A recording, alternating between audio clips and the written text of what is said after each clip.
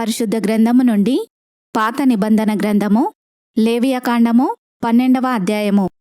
మరియు యెహోవా మోషేకు ఇలాగు సెలవిచ్చెను, నీవు ఇశ్రాయేలీయులతో ఇట్లనుము, ఒక స్త్రీ గర్భవతి అయి మగపిల్లను కనినేడల ఆమె 7 దినములు పురిటాలై ఉండవలెను. ఆమె తాను ముట్టుదై కడగా నుండు దినముల లెక్కను బట్టి పురిటాలై ఉండవలెను. 8వ దినమున బిడ్డకు సున్నతి చేయింపవలెను.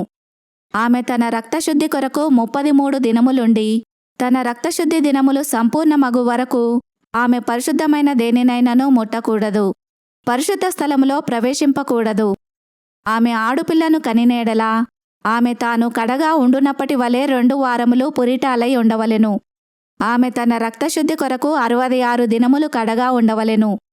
కుమారుని కొరకే గాని కుమార్తె కొరకే గాని ఆమె శుద్ధి దినములు సంపూర్తి అయిన తర్వాత ఆమె దహనబలిగా 1 ఏడాది గొర్రెపిల్లను, పాప పరిహారార్థ బలిగా 1 పావురపు పిల్లనైనను తెల్లగువ్వనైనను ప్రత్యక్షపు గుడారం యొక్క ద్వారమునకు యాజకుని యొద్దకు తీసుకొని రావలెను. అతడు యెహోవా సన్నిధిని దాని నర్పించి ఆమె నిమిత్తము ప్రాయశ్చిత్తము చేయగా ఆమె రక్తస్రావ విషయమై ఆమె పవిత్రపరచబడును. ఇది మగపిల్లను గాని ఆడపిల్లను గాని కనిన స్త్రీని గూర్చిన విధి.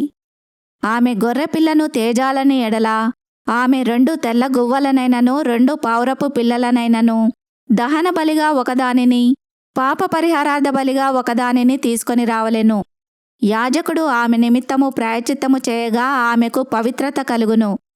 ఈ వాక్యమును విన్న మిమ్ములందరినీ దేవుడు దీవించునుగాక. ఆమెన్.